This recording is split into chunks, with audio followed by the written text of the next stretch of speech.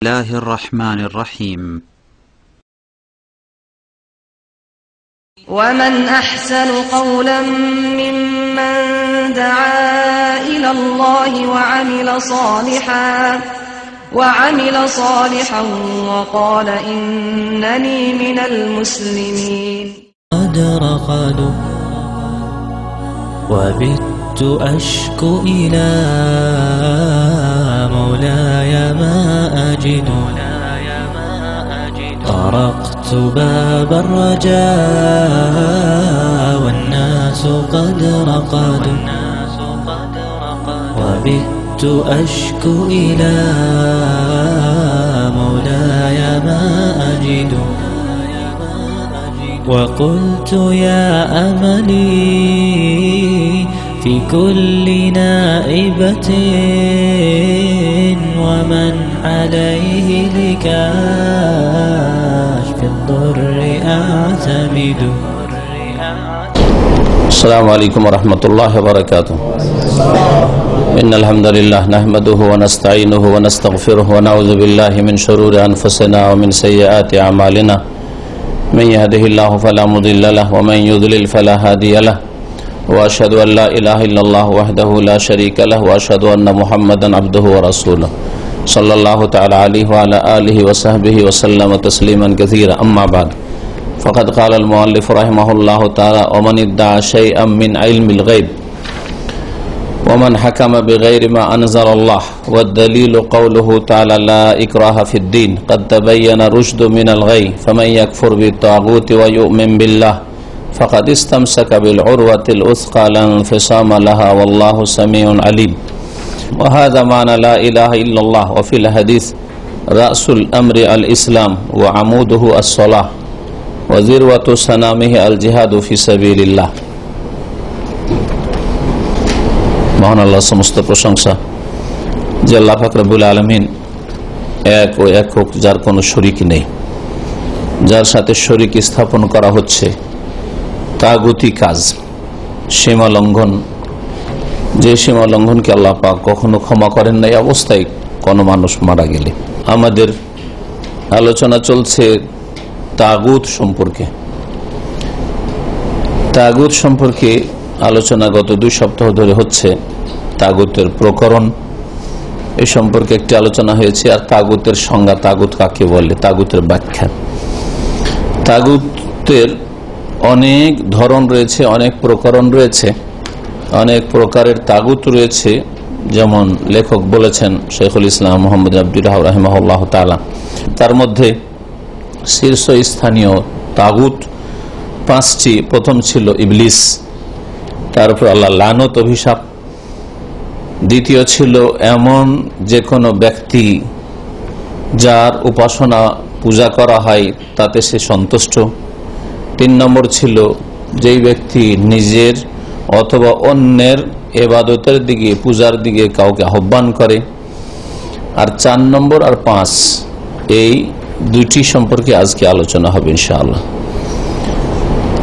লেখক বলছেন যে 4 নম্বর তাগুত হচ্ছে ওয়ামানিদ্দা শাইআম মিন ইলমিল গায়ব বা মিনাল গায়ব। আর যেই ব্যক্তি অদৃশ্য সম্পর্কে কোনো কিছু জানার দাবি করবে সে হচ্ছে তাগুত। কেউ যদি দাবি করে যে আমি চোখের আড়ালের খবর রাখি, আমি আপনার মনের কথা বলতে পারি, আপনার ভবিষ্যতের কথা বলতে পারি, আপনি কোত্থেকে এসছেন বলতে পারি, আপনি কি উদ্দেশ্যে এসছেন বলতে পারি, আপনার হারিয়ে যাওয়া বস্তু কোথায় আছে, আপনার ছেলে হারিয়ে গেছে অমুক জায়গায় আছে, আপনার টাকা পয়সা চুরি করেছে অমুক করেছে, আপনার গরু চুরি হয়েছে তো গ্রামে নেই, অমুক গ্রামে আছে ইত্যাদি, পূর্ব দিকে আছে পশ্চিম দিকে আছে, এগুলো খুব চলে আমাদের বাঙালি সমাজে, তাই না? আর তারপরে এগুলি যদি যারাকে জাদুকর বলা হয় বা গণক বলা হয় তারাই যদি দাবি করতো তো যাক, ওরা তো কাফের মুশরিক, জনগণও জানে। কিন্তু মুসলিম সমাজের যারা ধর্মগুরু, বিদাতি মোল্লা, তারা দাবি করে যে আপনার টাকা পয়সা হারিয়ে গেছে তো হুজুররা বলতে পারে, চাল পোড়া দিয়ে আপনার চোর বের করে দিতে পারে, চাল পোড়া খাবি। হ্যাঁ, সব আছে না নেই আমাদের দেশে? জি হ্যাঁ, এখানে এসে অনেকে টাকা পয়সা হারিয়ে গিয়ে আমাদের কাছে আসে, মনে করে যে আমাদের দেশে হুজুর হয়তো এগুলো বলে, তো এখানে মনে হয় পাওয়া যায়।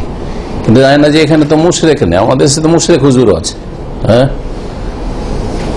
আর তাগুত হুজুর আছে, কারণ তাগুত 4 নম্বর তাগুত হচ্ছে যেই ব্যক্তি গায়েব জানার দাবি করে যে আপনার চোর ধরিয়ে দিতে পারবো, কে চুরি করেছে বা চুরি করা মাল কোথায় আছে বলে দিতে পারবো, সে হচ্ছে তাগুত। এই রকমের যারা এই রকমের বিশ্বাস রাখবে যে এমনও আল্লাহর সৃষ্টি আছে, জিন হোক অথবা মানুষ হোক বা ফেরেশতা হোক, যারা অদৃশ্যের খবর রাখে, এই বিশ্বাস রাখে, তারা তাগুত, তারা সীমা লঙ্ঘনকারী, ওরাও শামিল। তো শেখ এই জন্য বলছেন যে যেই ব্যক্তি গায়েব অদৃশ্য সব কিছু জানা নয়, শাইআন সামান্য কিছু, একটা দুটা খবর বলতে পারে, আপনার এই বিবাহে মঙ্গল আছে কি নেই, যদি কেউ দাবি করে বলে দিতে পারবো, হাত দেখে আমরা বলে দিতে পারবো। হ্যাঁ, আপনার এই সফর মঙ্গল হবে কিনা, বিদেশ যাচ্ছেন, হ্যাঁ আপনি এতে সফল হবেন কি হবেন না, যদি দাবি করে। আজকাল যারা বিদেশে আসে ওরা ওই রাস্তা পথে ফুটপাতে অনেক গণককে হাত দেখায়, হ্যাঁ ভাগ্য পরীক্ষা করায়, 2-4 পয়সা ইনকাম করে, এইসব করে। এগুলো হচ্ছে কুফরি কাজ এবং এরা হচ্ছে তাগুত। আর এই রকম যারা বিশ্বাস রাখে তারাও তাগুত, কারণ তারা সব একই খুরের মাথা মোড়া। এর মধ্যে কারা শামিল, শেখ সালেহুল ফৌজান হাফিজাহুল্লাহ বলছেন ওয়াহাযা ইয়াদখুলু ফিহি সাহারা, যারা অদৃশ্য সম্পর্কে জানার দাবি করে তারা হচ্ছে তাগুত, বড় তাগুত, শুধু তাগুত না, এরা হচ্ছে রউসুত তাগুত, নেতৃস্থানীয় তাগুত, শীর্ষস্থানীয় তাগুত, মুখ্য তাগুত এরা। জাদুকররা, যারা জাদু করে, কলমুনাজ্জিমুন, আর যারা তারকা দেখে ভবিষ্যৎ সম্পর্কে কিছু বলার দাবি করে, যে আমরা তারকা আকাশ দেখে, তারকা দেখে আকাশের অবস্থা দেখে বলতে পারি। ওয়াল কোহান, এইরকমই গণক যারা বিভিন্ন পন্থায় গণকের পেশা চালায়, হাতের রেখা দেখে, কেউ কিছু মন্ত্রতন্ত্র করে, কেউ জিনের সাহায্য নিয়ে বিভিন্নভাবে করে।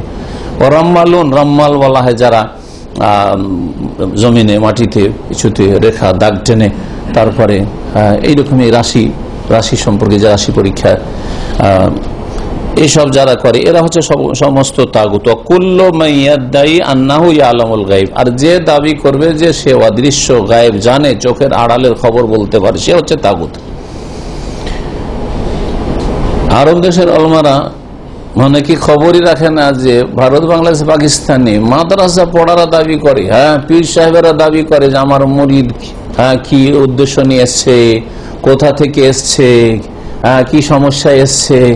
এরা ধর্মগুরুরা, মাদ্রাসা পড়ারা এইসব শিরকি কুফরি দাবি করে, ওরা তাগুতে আছে, খবর রাখেন। যদি খবর রাখতো তো তাদের নাম ধরে উল্লেখ করতো, অনেকে খবরই রাখেন। কারণ আরব দেশে ওই রোগ নেই, আরব দেশে জাদুকর আছে, গণক আছে, এইরকম হাতের রেখা করা, এইসব মেলা জাদুকর এখানে সৌদি আরবে ধরা পড়ে। কিন্তু এরা জানে না যে মোল্লা হুজুর মাদ্রাসা পড়া, আরবি পড়া, কোরআন হাদিস পড়া দাবি করে, আর তারাও গায়েব জানার দাবি করে। জি হ্যাঁ, আমাদের দেশের বড় বড় বক্তাদের, তার মধ্যে সবচেয়ে বড় একজন বক্তার কথা বলছি, কিচ্ছা বয়ান করছে শাহজালাল সাহেবের, আর ইবনে বতুতার, তার ওয়াজে যখন মদিনা ইউনিভার্সিটিতে লেখাপড়া করতাম, তখন তার বক্তব্য চেক করতে দিয়েছিল মদিনা ইউনিভার্সিটি থেকে আমাকে, 100টা ক্যাসেট চেক করা যায়, তখন অডিওর যুগ ছিল। তাতে বলছে যে ইবনে বতুতা মরক্কো থেকে বেড়াতে সারা পৃথিবী ঘুরেছে, জানেন তো, পর্যটক, মুসলিমদের সবচেয়ে বড় পর্যটক হচ্ছে ইবনে বতুতা। তো ইবনে বতুতা সারা পৃথিবী ঘুরেছে, চীন পর্যন্ত গিয়েছে, যেখানে গেছে বিয়ে শাদী করেছে। 2010 বছর তখন না পাসপোর্ট ছিল না ভিসা ছিল, পাসপোর্ট ভিসা আজকালকার মতো হলে তো হাত পা বাঁধা, বিড়াল এক দেশ থেকে আরেক দেশ চলে যেতে পারে, মানুষ যেতে পারে না, তাই না? তো কথা হচ্ছে যে যাই হোক, গিয়ে আসামের জঙ্গলে ফেঁসে গেছে, আসামের জঙ্গলে গিয়ে ফেঁসে গেছে। ও আসামটাকে লিখেছে কামাচ্ছা লিখেছে, আসামের এটার নাম হচ্ছে কি কামাচ্ছা, জানেন কিনা আপনারা, বা কামাখ্যা, ওইটাকে কেউ কামাখ্যা হকছ হিন্দিতে বলে, আর ওই কামাখ্যা বলে, ওটাকে কামাখ্যা খাতে, মানে আসামের জঙ্গলে ফেঁসে গেছে। তো আসামের জঙ্গলে ফেঁসে গেছে, এটা কে জানে যে জঙ্গল হারিয়ে গেছে? এটা কে জানবে? আল্লাহ ছাড়া কেউ জানার আছে নাকি? আর কোন শক্তি আছে? ওই বড় বক্তা সাহেব বলছে যে শাহজালাল জানতে পেরেছে। তো শাহজালালকে আলেমুল গায়ব বানাইলো না বানাইলো না? তাগতি কথা কিনা এটা? শাহজাহান জানার পর তার ভক্ত মুরিদান করলে যে যাও যাও, এত বড় আমাদের পর্যটক এসছে, আসার পরে আসাম যত সিলেট আসাম তো একই ছিল তখন তো আসাম আর বাংলাদেশ আলাদা কিছু ছিল না। হ্যাঁ, আসামের লোক বাংলা বলে, সিলেটের লোক বাংলা বলে, সিলেটি বাংলা আর আসাম করিমগঞ্জের আপনার গুয়াহাটির বাংলা একই, ওখানে হ্যাঁ একই রকমের টান টান তাদের সিলেটি ভাষা। তো কথা হচ্ছে যে যাও যাও যাও যাও, আসামের জঙ্গলে ভূতটাই হারিয়ে গেছে, তিনি তো আমার মেহমান, যাও তাকে নিয়ে এসো। দিয়ে ছুটলো মুরিদানরা, গিয়ে নিয়ে আসলো। দুটা কথা জানতে পারলেন, একটা হচ্ছে যে শাহজালাল গায়েব জেনে দিলেন যে কি হয়েছে, ইবনে বতুতা এসেছে, আসার পর হারিয়েও গেছে, আর তারপরে কোথায় আছে কোন জায়গায় তাও শনাক্ত করতে পারলেন, আর তারপর ওখান থেকে উদ্ধার করে নিয়ে আসলেন তার ভক্ত। এটা কি তাওহীদি কথা, ইসলামের কথা না শিরকি কথা? তাগুতি কথা, তাগুতি কথা। অমানিদ্দা শাইআম মিন ইলমিল গায়ব, কেউ যদি আমি গায়েব জানি, অদৃশ্যের খবর জানি এই দাবি করে যে অমুক হারিয়ে গেছে, এই ঘটনা যদি সত্যি এই দাবি করে, তাগুত। কিন্তু এই ঘটনা মিথ্যা ঘটনা, এগুলো ওলি আউলিয়াদের নামে আর ভালো মানুষদের নামে, আলেম ওলামাদের নামে আর এই সব বড়দের নামে তাদের অতিরঞ্জন করার জন্য তাদের কবর মাজার পূজা, এই ধর্ম ব্যবসা, পেট ব্যবসা যাতে শুরু হয়, যার ফলে এগুলো গড়া কিস্সা, তৈরি করা কিস্সা। জি, এইরকম যারা অদৃশ্য জানার দাবি করে মানুষকে ধোকা দেয় আর বলে সাইয়াহসুল্লাকুম কাযা ওয়া কাযা, তোমাদের এইরকম এরকম হবে, তোমার ভাগ্য খারাপ, যায় না বিদেশে, তোমার 2 বিবাহ হবে। আমরা ছোটকালে দেখেছি, হাত দেখছি সবাই, এরে তোর এখানে 2টা রেখা আছে, তোর 2টা বিবাহ হবে, তোর একটা ছাড়ানো হবে, তালাক হবে, সব শুনেছি ছোটকাল। সাইয়াহসুল্লাকা সাআদা, তুমি সুখী হবে। আর কাউকে বলে যে না তুমি কষ্ট পাবে, কাউকে বলে যে তুওয়াফাক ফি জাওয়াজ, হ্যাঁ তোমার বিবাহ সাকসেস হবে, সফল হবে। কাউকে বলে না তোমার বিবাহ সাকসেস হবে না। দাবি করে যে আমরা সব গায়বের খবর জানি। ওয়াল গায়বু লা ইয়ালামুহু ইল্লাল্লাহ আযজা ওয়া জাল, অথচ অদৃশ্যের খবর, অদৃশ্য মানে কি? গায়ব, আরবি তরজমা বাংলা, বাংলা তরজমা আরবি। অদৃশ্য মানে যা দেখা যায় না, দৃশ্য নয়, হ্যাঁ দেখা যায় না। শাহাদা, সামনে যে আপনারা দেখছেন আর আমি দেখছি, এটা শাহাদা। আর এই যে দেয়ালের আড়ে আছে, এটা হচ্ছে সে দেয়ালের আড়ে হোক অথবা অতীতে কিছু ঘটেছে কিন্তু আমাদের চোখের সামনে ঘটেনি, সেগুলো গায়েব কিনা? অদৃশ্য। আগামীতে 1 সেকেন্ড পরে পৃথিবীর কোথায় কি হবে কেউ জানে? এগুলো সবগুলি আগামী মুস্তাকবাল, ভবিষ্যৎ যেগুলো সবগুলি গায়েব। জি হ্যাঁ। তো কেউ যদি দাবি করে যে আমার কাছে অদৃশ্য মানে চোখের আড়ালের কোনো কিছু সম্পর্কে জানার ক্ষমতা আছে, চাবি আছে, এটা হচ্ছে গায়েব জানার দাবি করা। আর গায়েবের কথা কেউ বয়ান করে রেখেছে ওহির মাধ্যমে, আর সেটা জানা, ওইটা গায়েব নয়, কারণ ওইটা এখন কি হয়ে গেছে? জানা হয়ে গেছে। নবী করিম সাল্লাল্লাহু আলাইহি সাল্লামকে বহু অদৃশ্য সম্পর্কে আল্লাহ পাক ওহী মারফত জানিয়ে দিয়েছেন। জিবরাইল আছে, মিকাইল আছে, ইসরাফিল আছে, মালাইকা আছে, হ্যাঁ নেকির জায়গায় যেখানে নেকি হয় রহমতের ফেরেশতা আসেন, এগুলো গায়েব নয় কি? আমরা দেখি না ফেরেশতা, কিন্তু বিশ্বাস রাখি যে মালাইকা আছে নেকির মাহফিল, ঠিক কিনা? জিন আছে, জিনকে দেখি না কিন্তু জিন আছে, বিশ্বাস করি না? করি না? এগুলো গায়েব না? এগুলো গায়েব। কিন্তু এই গায়েবগুলো কেন বিশ্বাস করি? ওয়াহিতে আছে, কোরআনে হাদিসে যদি জিনের কথা, মালাইকা, ফেরেশতার কথা না তো বিশ্বাস করতাম না। এগুলো আর গায়েব থাকেনি, কারণ এগুলো জানা হয়ে গেছে। দাজ্জাল আসবে, গায়েব কিনা? কিন্তু গায়েব হয়ে আছে কি? আমাদের চোখের আড়াল আছে, কিন্তু এটা গায়েব জানা নয়, গায়েব জানার কোনো চাবি নেই যদি নবী করিম সাল্লাল্লাহু আলাইহি সাল্লাম না জানাতেন দাজ্জাল সম্পর্কে, ইয়াজুজ মাজুজ সম্পর্কে যদি না জানাতেন, এইরকম কিয়ামতের বড় বড় লক্ষণ সম্পর্কে না জানাতেন, বা কিয়ামতের ছোট লক্ষণ ঘটেছে, ঘটবে, নবী সাল্লাল্লাহু আলাইহি ওয়াসাল্লাম 1400 বছর আগে বলেছেন। এগুলি গায়েবের কথা যা জানিয়ে দেওয়া হয়েছে। নবী করিম সাল্লাল্লাহু আলাইহি ওয়াসাল্লাম সব গায়েব জানতেন না, যতটুকু জানানো হয়েছে ততটুকু জানতেন, যতটুকু জানানো হয়েছে। ইন আত্তাবিউ ইল্লা মা ইউহা ইলাইয়া, আমি তাই অনুসরণ করি যা আমার কাছে ওহী করা হয়। যতটুকু ওহী করে ততটুকু তিনি বর্ণনা করতেন, ওগুলো আর গায়েব থাকেনি, ওগুলো আর গায়েব। যেমন আপনাকে যদি কেউ এখন এসে বলে যে আপনার এক শত্রু নিচে দাঁড়িয়ে আছে আপনাকে ধরার জন্য, শত্রু দাঁড়িয়ে আছে, ওটা কিন্তু চোখের আড়ালে, গায়েব, ঠিক না? অদৃশ্য। আপনাকে কেউ না জানালে জানতে পারতেন না, কিন্তু ওই লোক আপনার দূত এসে বলে দিলে আপনার কানে কানে যে এরকম ব্যাপার আছে, এখান থেকে বের হবেন না। আর এটা গায়েব থাকলো কি, এটা জ্ঞাত হয়ে গেল, শাহাদা জানা হয়ে গেল। একজন এসে সাক্ষী দিল, বলল যে এরকম ঘটনা।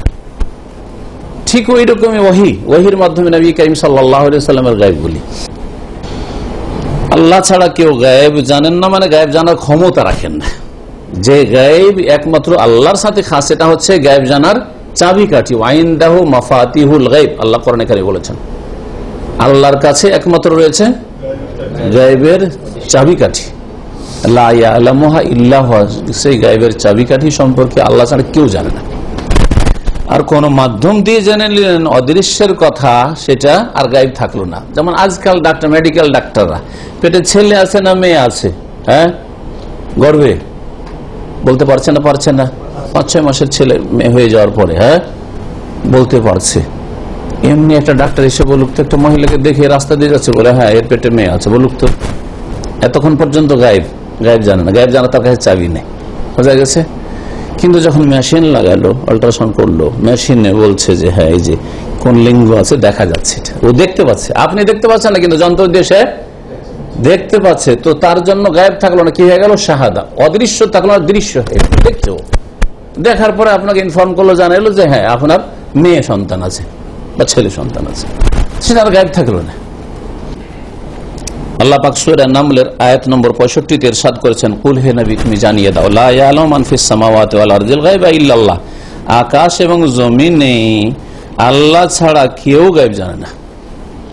ওমা ইয়াশউরুন, আর তারা এটাও জানে না যে আইয়ানা ইউবাসুন, কখন তারা পুনরুত্থিত হবে। যারা মারা গেছে তারা এই কথাও জানে না যে কখন তাদেরকে উঠানো হবে।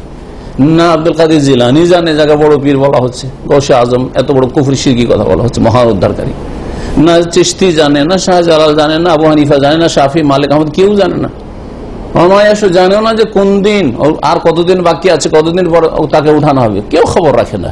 আল্লাহ কোরআনে কেন বলছেন, আপনি কোরআন বিশ্বাস করেন? কোরআন এই কথাই বলা হচ্ছে, জি কেউ খবর রাখে না। যেখানে নিজের খবর রাখে না যে আমাকে কখন উঠতে হবে, তো কি করে খবর রাখছে মুরিদ না আসলে ওরস লাগালো, আমার কাছে কিছু চাইছে, আমাকে দিতে হবে, এটা যেমন জানবে কি করে আবার? হ্যাঁ, যে ওদের কাছে পাওয়া যাবে, এর ছেলের প্রয়োজন, এর রোগ ভালো করা প্রয়োজন, হ্যাঁ এই অমুক গরজে এসছে, কিছু দিই, এই ক্ষমতার কোথায় পেলেন যে ওই মৃতরা দিতে পারে খবর থেকে? আল্লাহ পাক সূরা জিনে বলেছেন, আলিমুল গায়ব, একমাত্র অদৃশ্যের জ্ঞানী আল্লাহ, আলিমুল গায়ব, ফালা ইউযহিরু আলা গায়বিহি আহাদা, তার গায়ব অদৃশ্য সম্পর্কে কাউকে তিনি জানান না, কাউকে এই ক্ষমতা দেওয়া হয়নি। ইল্লা মানির তাজামির রাসূল, তবে যেই রাসূলকে তিনি মনোনীত করেছেন। এইরকম আয়াতগুলো দিয়ে বিদাতি মোল্লারা, যারা শিরকি আকীদা রাখে, নবী আলিমুল গায়ব, নবী হাজির নাজির, হ্যাঁ ওরা ধোঁকা দেয় জনগণকে যে দেখো আলিমুল গায়ব আল্লাহ, কেউ গায়েব জানেন না, তবে রসুল গায়েব জানেন। এখানে রসুল গায়েব জানে কথা বলা হয়নি। ফাইন ইল্লা মানির তাজামির রাসূল, যে একমাত্র সেই গায়েব সম্পর্কে জানতে পারে যাকে আল্লাহ মনোনীত করেছে রাসূলদের মধ্য থেকে। কতটা গায়েব জেনেছেন? কতটা? তার কাছে চাবি ছিল। যে কোনো সময়, যেমন রুম বন্ধ আছে, আমরা যে হলে আছি হল বন্ধ আছে, যদি আমার কাছে চাবি থাকে তো যে কোনো সময়, রাতে আসি আর দিনে আসি, যে কোনো সময় আসি, আসবো, খুলে ঢুকে যাবো, ঠিক না? কিন্তু চাবি না থাকলে বাইরে ধর্ণা দিতে হবে, দাঁড়িয়ে থাকতে হবে, ঠিক না? তো রাসূলুল্লাহ সাল্লাল্লাহু আলাইহি ওয়াসাল্লামের কাছে কি গায়েবের চাবি ছিল যে যে কোনো সময় যে কোনো সমস্যায় জানার প্রয়োজন, খুলবো, জেনে নেব? এটা ছিল কি? এটার নাম হচ্ছে আলিমুল গায়ব। এই গুণ হচ্ছে একমাত্র আল্লাহ রাব্বুল আলামিনের। আর এই গায়বের ঘরে অনেক কিছু রয়েছে, তার কিছু অংশ নবী রাসূলদেরকে জানিয়ে দেন, এতে নবী রাসূল আলিমুল গায়ব হন না। এজন্য ইয়াকুব আলাইহিস সালামের ঘটনা দেখেন, ইউসুফ আলাইহিস সালামের হারিয়ে যাওয়া, ওই যে কূপে ফেললো আর বললো যে কালো হজ নেকড়ে বাগে খেয়ে নিচ্ছে, কত বছর পার হয়ে চলে গেছে, কাঁদতে কাঁদতে। উনি যদি জানতেন যে আমার ছেলে বেঁচে আছে আর অমুক জায়গায় আছে, তাহলে কাঁদতে কাঁদতে কেন দৃষ্টি শক্তি যাবে? হ্যাঁ, দৃষ্টি শক্তি কেন যাবে? বুঝতে পেরেছেন না? নবী করিম সাল্লাল্লাহু আলাইহি ওয়াসাল্লাম সম্পর্কে গত সপ্তাহে বলছিলাম, অনেক ঘটনায় আছে নবী সাল্লাল্লাহু আলাইহি ওয়াসাল্লাম সম্পর্কে। নবী করিম সাল্লাল্লাহু আলাইহি ওয়াসাল্লাম গায়েব জানলেন, তার উপর বড় বড় দোষ চাপিয়ে দেওয়া হয়, যে জানা সত্ত্বে তিনি সাহাবায়ে কেরামদেরকে ঠেলে দিয়েছেন মরে যাওয়ার জন্য। জানছেন 70 জন সাহাবী, যাও তোমাদেরকে কোরআন শিখাইতে হবে, অমুক এলাকায় যাও। ওরা এসছে মুনাফিক গুলো, সব কপট কাফের, যে এইভাবে ধোকা দিয়ে নিয়ে যাবো আর রাস্তা থেকে সবগুলোকে হত্যা করে দেবো। ষড়যন্ত্র, গায়েব জানা লোক, জানেন না যে ওরা ষড়যন্ত্র মিটিং করেছে অমুক জায়গায়, ওখানেও গায়েব জানছেন, খবর আছেন। তারপরে এসেছে এই উদ্দেশ্যে, তাদের মনের কথা জানছেন যে এরা নিয়ে যাবে, কিছু দূরে নিয়ে গিয়ে খুন করে দিবে মরুভূমিতে। তারপরে রাসূলুল্লাহ 70 জন সাহাবীকে পাঠিয়ে দিচ্ছেন, রাস্তা নিয়ে 70 জন সবগুলিকে তারা খুন করছে। একজন খোড়া সাহাবী, তাও দেখেন হায়াত আর মত, যারা সুস্থ, যারা দৌড়াইতে পারে, পালাতে পারে, তারা সবগুলি খুন হয়েছে। একজন খোড়া সাহাবী খোড়াইতে খোড়াইতে পালিয়ে পাহাড়ে আড়ে যান বাঁচিয়ে পালিয়ে চলে এসছে। এসে রাসূলুল্লাহ সাল্লাল্লাহু আলাইহি ওয়াসাল্লামের কাছে এসে বলছে, ইয়া রাসূলুল্লাহ, ইয়া রাসূলুল্লাহ। নবী সাল্লাল্লাহু আলাইহি ওয়াসাল্লাম বলছেন যে আমার কাছে আল্লাহ ওহী করেছেন। তার আগে ওই লোক আসার আগে ওহী হয়েছে যে তোমার সাহাবীরা যাদেরকে তুমি কোরআন শিক্ষা দেওয়ার জন্য পাঠিয়েছিলে, তাদের 69 জনকে হত্যা করে দিয়েছে কাফেররা।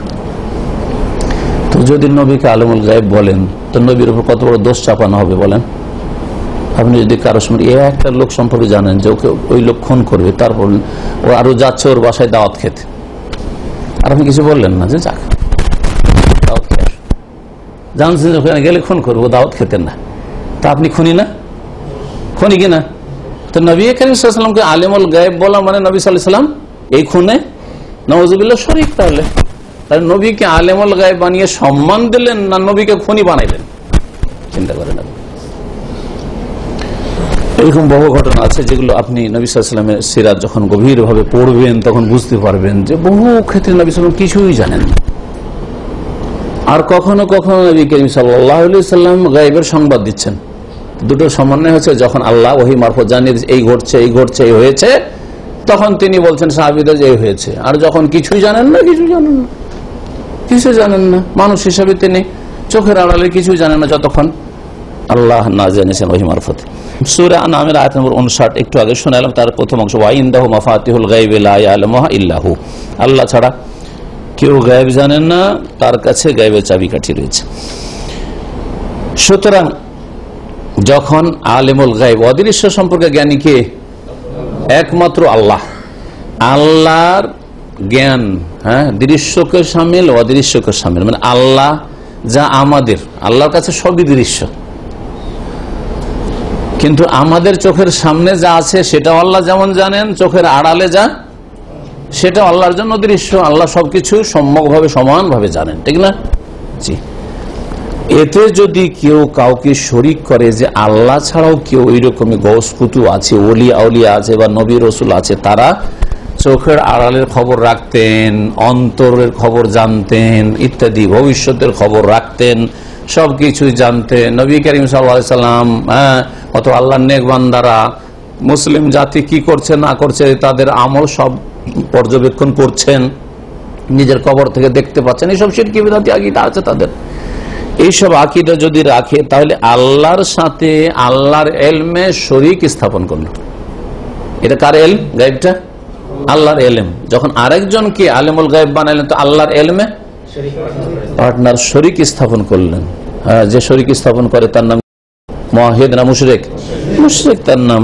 ফায়াকুনু মুশরিকান, তাই নিজের ভাষায় না বলে শেখ সালেহ ফওজান হাফিজাহুল্লাহ বলছেন, সুতরাং ওই ব্যক্তি, যেই ব্যক্তি আল্লাহ ছাড়া কাউকে আলিমুল গায়েব বলবে, সে মুশরিক হবে, ওয়া তাগুতান, তাগুত হবে, ওয়া কাফিরান, এবং আল্লাহ পাকের কোরআনে কারীমের স্পষ্ট আয়াতগুলি অস্বীকারকারী, সেজন্য সে কাফের হবে।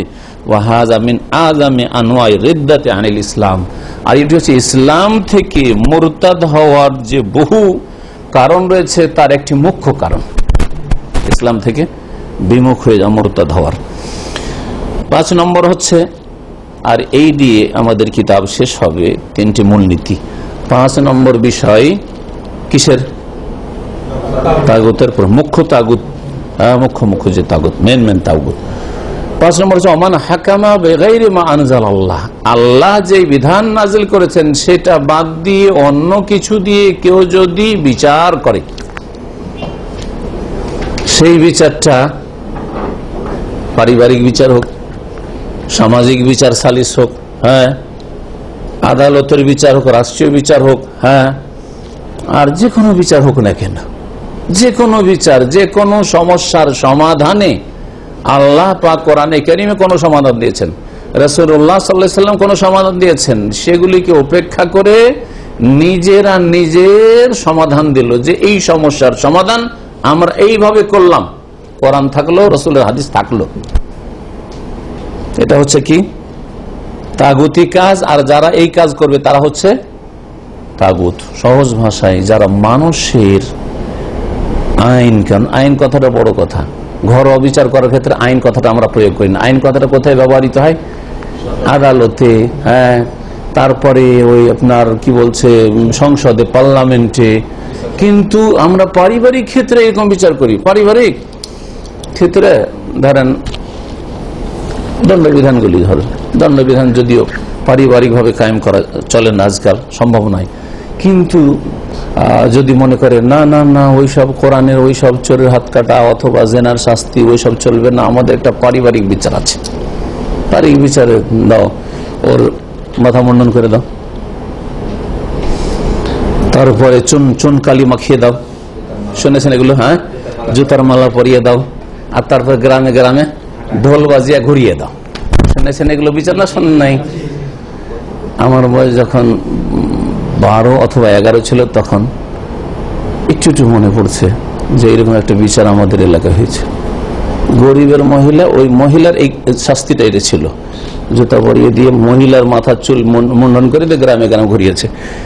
আর ওই পুরুষ যেহেতু ও গ্রামের নেতা, ওর বিচার হচ্ছে তখনকার যুগে 15,000 টাকা ফাইন, 1 পয়সা উঠাইতে পারেনি গ্রামের লোক। শুধু বিচার সালিসে ফাইন করা হইলো, তখন 15,000 টাকা কি করা হইলো, জরিমানা করা হইলো, 1 পয়সা উঠাইতে পারেনি। এগুলো হচ্ছে আমাদের দেশের পারিবারিক বা সামাজিক বিচার সালিস। এটা কুফরি কাজ, এটা তাগুতি কাজ। শুধু ওই বড় গাছেই শুধু ঝড় লাগে আর বড় গাছেই শুধু নজর আসে কেন? নিজের ঘর থেকে ঠিক করেন। আপনি আপনার ব্যক্তি জীবনে খেয়াল খুশি আপনি বিচার করছেন, খেয়াল খুশি সিদ্ধান্ত নিচ্ছেন। হ্যাঁ, আপনার ইবাদত বন্দেগীর ক্ষেত্রে, আপনার আকীদার ক্ষেত্রে কোরআন এবং হাদিসের দলিল পড়ে থাকলো, আপনি ব্যক্তিগত ফয়সালা করছেন। এগুলো কি তাগুতি কাজ নয়?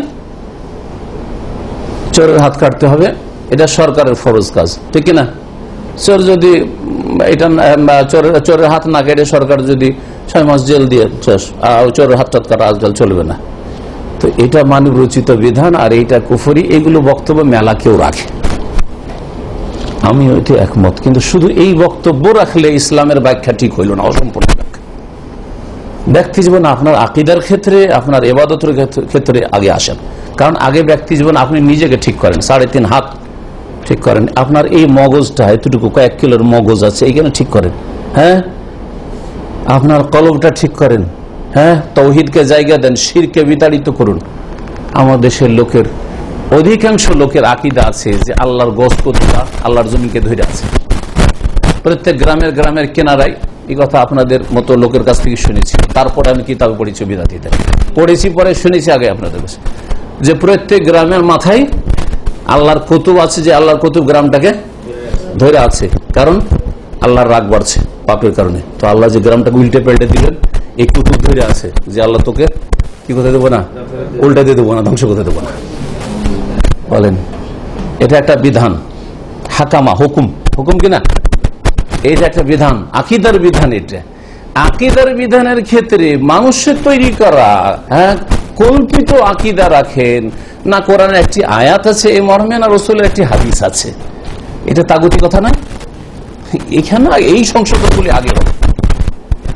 দুরুদে তাজের এই ফজিলত, দুআয়ে গানজুল আরশের এই ফজিলত, হ্যাঁ, তারপরে খতমে জালালির এই ফজিলত, যতগুলি খতম আছে, খতমে ইউনুসের এই ফজিলত, খতমে খাজগানের এই ফজিলত, বোঝা গেছে না? হ্যাঁ, দুরুদে লাখি, দুরুদে মাহি, প্রত্যেকটার ফজিলত। আমি শুধু চাই প্রত্যেকটার ফজিলতের একটা আয়াত না রাসূলের একটা সহিহ হাদিস দেখান।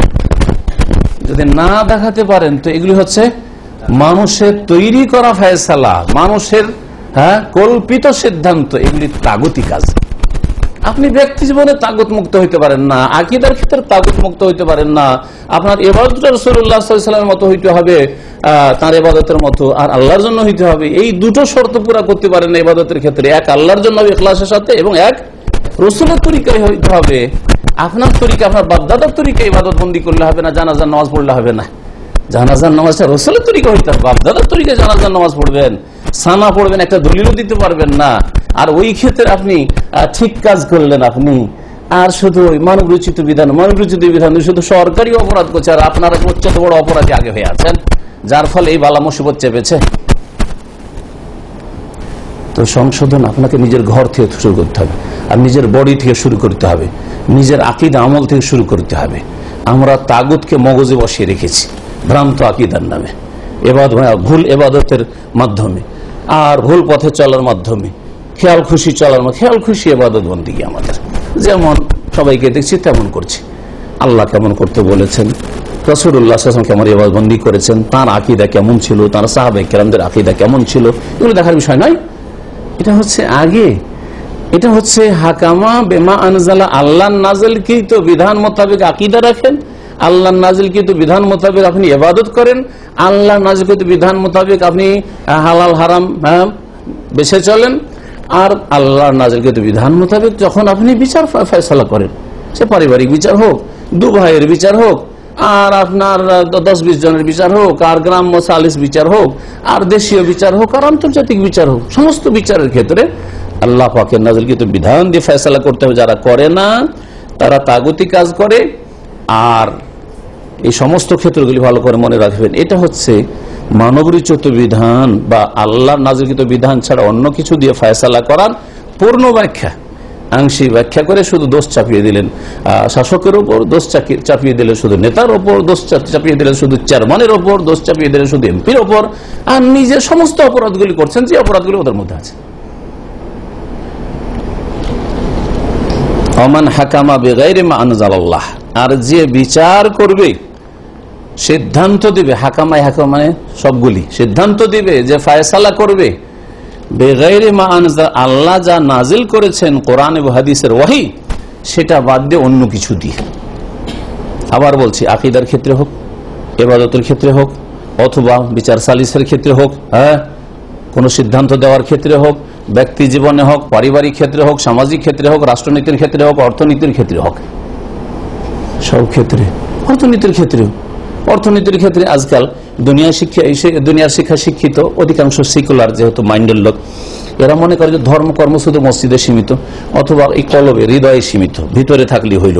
সেই জন্য একজন শিক্ষিত লোক, উচ্চ শিক্ষিত লোক, মাস্টার ডিগ্রি করার লোক, ওকে অর্থনীতি সম্পর্কে বলা হয়েছে সুদী ব্যাংক, এগুলো এই সিস্টেমটা সুদী।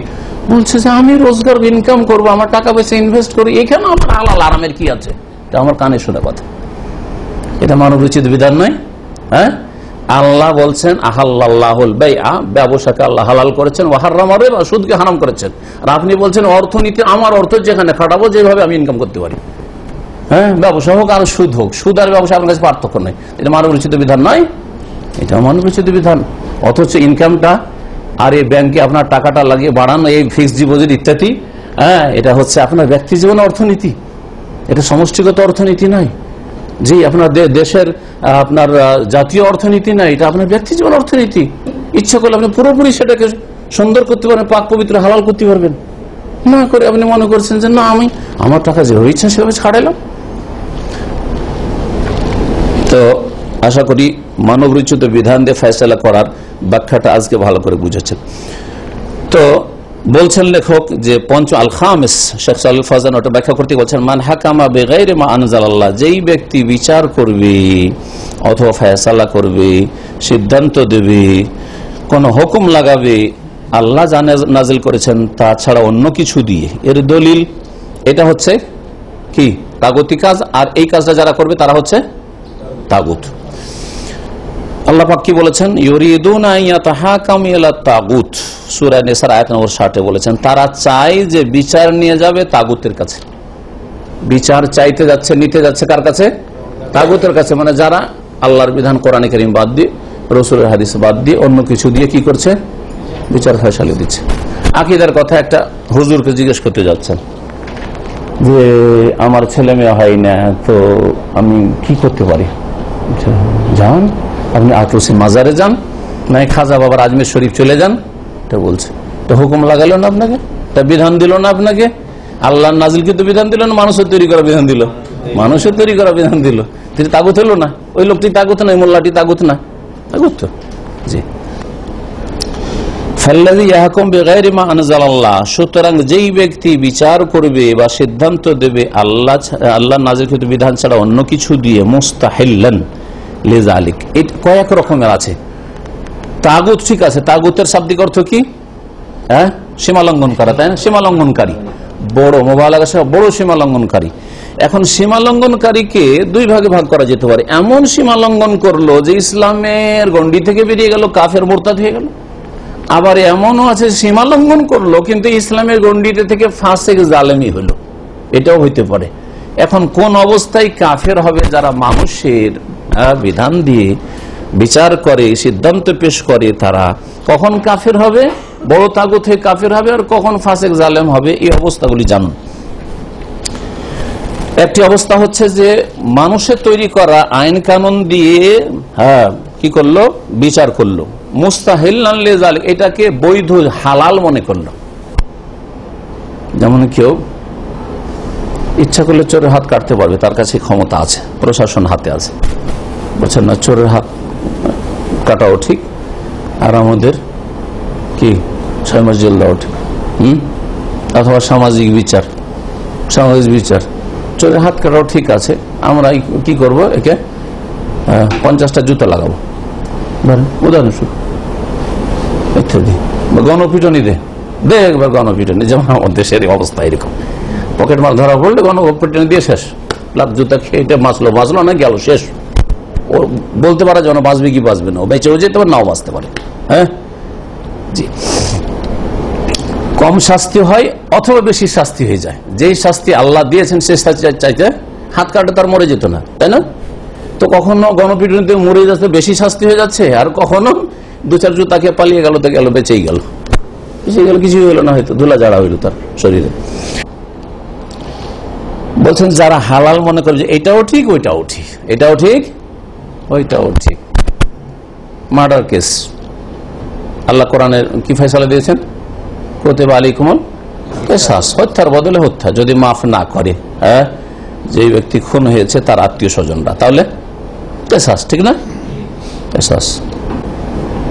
কেউ যদি বলে যে এটাও ঠিক আর 5 বছর জেল, ওটাও ঠিক, 10 বছর জেল, ওটাও ঠিক, হালাল মনে করলো, ঠিক না? এ হচ্ছে বড় তাগুত।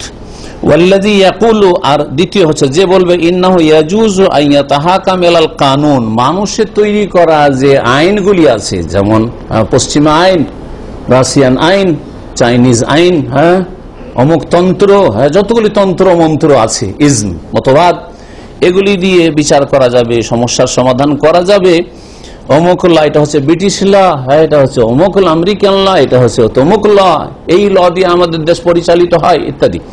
যেমন ইংরেজদের ভারত দখলের পর থেকে ব্রিটিশ ল দিয়ে চলছে দেশ, মোটামুটি কিছু ওতে ঘাটতি বাড়তি করে ব্রিটিশ ল দিয়ে চলছে। এটাও বড় তাগতি কাজ। আও এলাল আওয়াইদ ফিল জাহিলিয়া, অথবা জাহিলিয়াতের যুগে যেসব কুপ্রথা ছিল সেগুলি দিয়ে বিচার করা। যেমন বিচার কথা কিছু বললাম, মাথা মুন্ডন করে দিল, চুলকালি মাখিয়ে দিল, আর গ্রামে গ্রামে ঘুরিয়ে দিল, ঢোল বাজিয়ে সবাইকে জানিয়ে দিল যে অমুকের ছেলে, অমুকের মেয়ে, অমুকের স্ত্রী এইরকম কুকাজে লিপ্ত হয়েছে। জি, এগুলো হচ্ছে জাহিলিয়াতের যুগের বিচার। জি, আওয়াইদুল কাবাইল ওয়াল বাদিয়া, এইরকম বিভিন্ন গোত্র অথবা বেদুইনদের সেসব বিচার ছিল। যেমন আমাদের দেশে গ্রাম্য বিচারগুলি আছে, ওইরকম আরবদের মধ্যে বেদুইনদের কিছু ভাবদাদার মানে পরম্পরা হিসাবে পেয়েছে যেসব বিচারগুলি, এগুলো বিভিন্ন গোত্রের এক এক বংশের এক এক রকমের বিচার সালিসের নিয়ম কানুন ছিল, যে এইরকম করলে এই শাস্তি দিতে হবে, এরকম করলে এরকম শাস্তি দিতে হবে। এগুলি হচ্ছে কি তাগুতি কাজ। ওয়ায়াতরুকুশার, অথচ তারা মুসলিম শরীয়তকে ছেড়ে দিচ্ছে, শরীয়তের বিধিবিধানকে ছেড়ে দিচ্ছে। এগুলো বলছে হাজা হালাল, এটা হালাল, এটা হালাল, এটাও ঠিক। তাহলে এরা হচ্ছে কি তাগুত। আও হাজা ইউসাবি, অথবা এতে আরেকটা দিক বলা যেতে পারে যে সে বলছে দুটাই ঠিক, ইসলামেরটা ভালো, দুটাই ঠিক, ইসলামেরটা ভালো, তাহলে মুসলিম থাকবে নাকি? তাগুত হবে না? এটা ঠিক। এর দলিল কি? আল্লাহ বলছে ওমাইয়াবতাগি গায়রাল ইসলামি দীনান, ইসলাম ছাড়া অন্য কোন পন্থাকেও যদি তলাশ করে ফালা ইউকবাল মিনহু, কখনো সেটা আল্লাহর কাছে ইসলাম ছাড়া কোনো পন্থাই কবুল নেই, মঞ্জুর নেই আল্লাহকে। বিধান হচ্ছে একমাত্র ইনদাল্লাহ আল ইসলাম। তাহলে যদি কেউ বলে যে ইসলাম একটা ভালো, চোর হাত করাটা ভালো, কিন্তু আজকাল ওটা চলছে না, থাক, এটা করছি আমরা, এটাও তাগুতি কাজ। আর যদি বরাবর মনে করে সমান, এটা সমান, 1 বছর জেল সমান হচ্ছে হাত কাটা, মার্ডার হত্যার বদল হত্যা, মৃত্যুদণ্ড, অথবা 15 বছর জেল, একই সমান শাস্তি। তাহলে এটা হচ্ছে বড় তাগুতি কাজ। ফাইদা কালা, যদি এতেই যদি তাগুতি কাজ হয়, তাহলে কেউ যদি ইন্নাহু আহসানা মিম্মা আনজালাল্লাহ, আল্লাহর বিধান যা নাজিল আল্লাহ করেছেন তার চাইতে এটা ভালো, মানুষের তৈরি করা আজকাল নতুন আইন কানুন, তাহলে এটা আরো বড় অপরাধ হইল। আও ইউসাবি মা আনজালাল্লাহ, অথবা আল্লাহ যা নাজিল করে তার সমান, আও কালা ইন্নাহু হালাল, অথবা বললো যে এটাও ঠিক ওটাও ঠিক, সমান সমান ইত্যাদি, এটা হালাল আছে। এসবগুলি এসবগুলিকে তাগুত বলে গণ্য করা হবে। কোরআন, এর দলিল হচ্ছে কোরআন কারীমের স্পষ্ট বাণী। কাল আল্লাহ তাআলা, মহান আল্লাহ বলছেন, ইউরিদুনা ইয়াতাহাকামু ইলা তাগুত, তারা চায় যে তাগুতের কাছে বিচার নেবে। কেন তাগুত বলা হইল? লিআন্নাহু তাজাওয়াজা হাদ্দাহু, কারণ সে সীমা লঙ্ঘন করলো। একজন মুসলিমের সীমানা হচ্ছে তোমাকে আল্লাহর নাজিলকৃত কোরআন এবং হাদিস মোতাবেক জীবন যাপন করতে হবে, সমস্যার সমাধান করতে হবে। সেটা সীমা পার করে নিজের মন গড়া বা মানুষ অন্যরা কেউ তৈরি করে দিয়েছে, পশ্চিমাদের তৈরি আইন কানুন দিয়ে তারা বিচার করলো, অথবা সামাজিক কিছু নিজের 5 জন মিলে যেটা একটা সলাহ পরামর্শ হইলো, পরামর্শে পাঠাই, বিচার সালিসি থেকেছেন তো আপনারা, গেল 2-3 জন গেল, নেতারা গেল, মন্ডল মাতবরগুলি গেল, যাওয়ার পরে একটা গোল মিটিং করে এলো যে হ্যাঁ আমরা একটা সিদ্ধান্ত নিয়েছি, এই হলো বিচার। অথচ ওই কেসের বিচার, এইরকম সমস্যার সমাধান কোরআনে কারীমে আছে অথবা রাসূলুল্লাহ সাল্লাল্লাহু আলাইহি ওয়াসাল্লামের হাদিসে আছে। হ্যাঁ, যদি না থাকে, ধরেন এমন একটা সমস্যা যে এই সমস্যার সমাধান কোরআনে বা হাদিসে নেই, তখন সেই ক্ষেত্রে আলেমদের ইজতিহাদ, মানে কোরআন এবং হাদিসকে, তার ব্যাপকতা, আম অর্থকে কোরআন এবং হাদিসের সামনে রেখে একটা সিদ্ধান্ত নেওয়ার অধিকার আছে, শাস্তিমূলক করা, তাজির যেটাকে বলা হয়, এইরকম সুযোগ আছে, অবকাশ আছে। কিন্তু শরীয়তে যদি কোনো সমাধান মওজুদ থাকে, আকীদার সমাধান মওজুদ আছে না নেই? আর মানুষের যে বিচার সালিসের ক্ষেত্রে তো অনেক ধরনের এইরকম নতুন নতুন অপরাধ আজকাল ক্রাইম হচ্ছে, যেগুলো সমাধান হয়তো মানে স্পষ্ট ভাষায় নেই। যেমন চোর হাত কাটা আছে, ডাকাতের শাস্তি আছে, জেনাকারীর শাস্তি আছে, ঠিক না, খুনির শাস্তি আছে। কিন্তু ধরেন একটা ছেলে একটা মহিলার গায়ে হাত দিয়ে দিয়েছে, হাত দিয়েছে, শুধু কাপড়টা ধরে টান দিয়েছে, বলে এর শাস্তি যদি খুঁজেন কোরআন হাদিসে পাবেন কি? কিন্তু ইসলাম বিরোধী কাজ করেছে। তাহলে এই ক্ষেত্রে তাজির, একে পানিশমেন্ট দিয়ে যা সতর্ক সাবধান করা যায়, আগামীতে যেন অথবা এর মতো খারাপ চরিত্রের যেসব ছেলেরা আছে তারা যেন আগে না বেড়ে যায়, সমাজ যেন খারাপ, সমাজে অবনতি না ঘটে, এই জন্য পানিশমেন্ট দেওয়া জায়েজ আছে। এগুলোকে তাজির বলা হয়, তাজিরের অবকাশ আছে। নবী করিম সাল্লাল্লাহু আলাইহি সাল্লাম বলেছেন তাজিরে 10 বেত পর্যন্ত মারা যেতে পারে, অনেক ওলামাদের কাছে এর চাইতে বেশিও মারা যেতে পারে, কিন্তু একটা 10 বেত সম্পর্কে হাদিস আছে। এর দ্বারা বোঝা যায় অনেক সময় আর্থিক তাজির, ফাইন করে জরিমানা লাগিয়ে, আজকাল যেমন ফাইনগুলো গারামা লাগছে না, এখানে পেনাল্টি লাগছে, এগুলো অবকাশ আছে। আপনি রেড বাতি আছে, আর ক্রস করে চলে গেলেন, কোরআন হাদিসে যদি সমাধান খোঁজা যায় তো আছে নাকি, কিন্তু আপনি অপরাধ করলেন।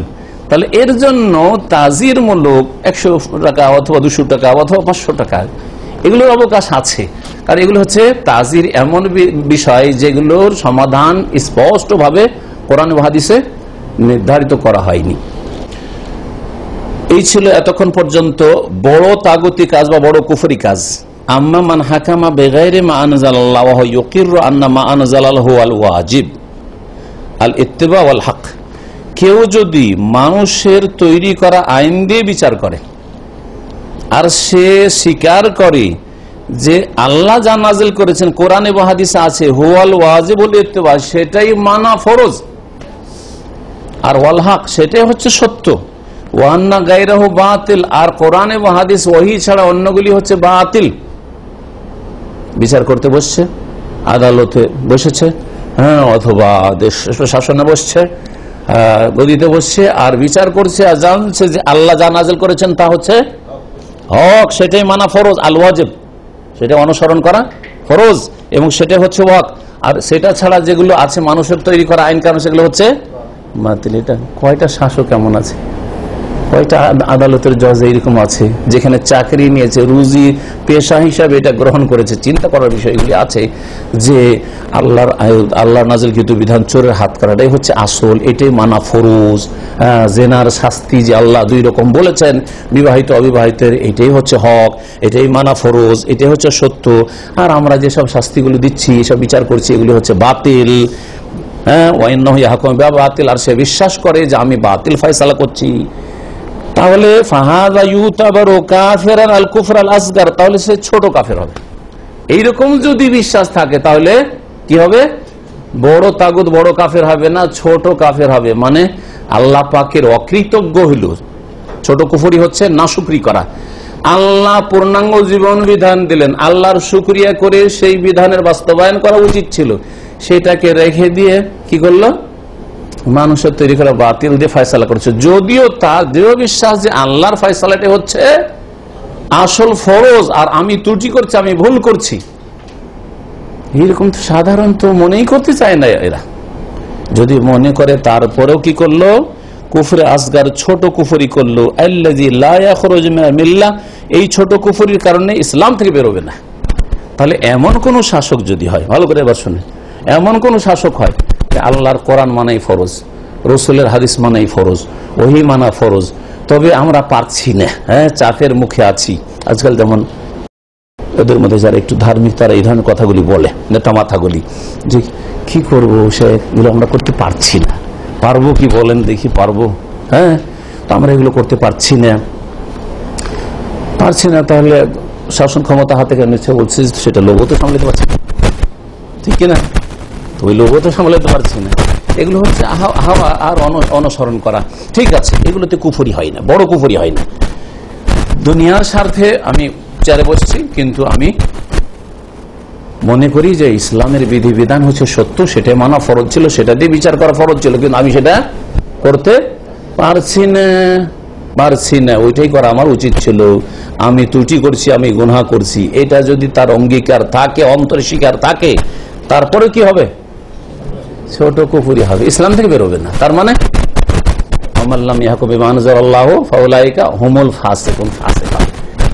ইসলামের মধ্যে আছে গুনাহগার, বড় কাফের হয়ে ইসলাম থেকে বেরিয়ে যায়নি, এটা এই হচ্ছে অবস্থা। তাহলে সব অবস্থায় ঢালাহারে কাফেরও হয়ে যায় না মানুষ তৈরি করা আইন দিয়ে বিচার করলে, আর সব অবস্থায় আবার মুসলিম হয়ে থাকে না। 7 খুন মাপ, যা কিছু করো, ইসলাম সম্পর্কে কিছু জ্ঞান রাখে না, ইসলামকে ভালোবাসে না, ইসলামী আইন মানা যে ফরজ বা ইসলাম জীবনের প্রতিটি ক্ষেত্রে বাস্তবায়ন করা ফরজ, এ কথা বিশ্বাসও করে না, এই জ্ঞানও নেই, আর তারপর ইসলামে থাকে, এরকমটাও নয়।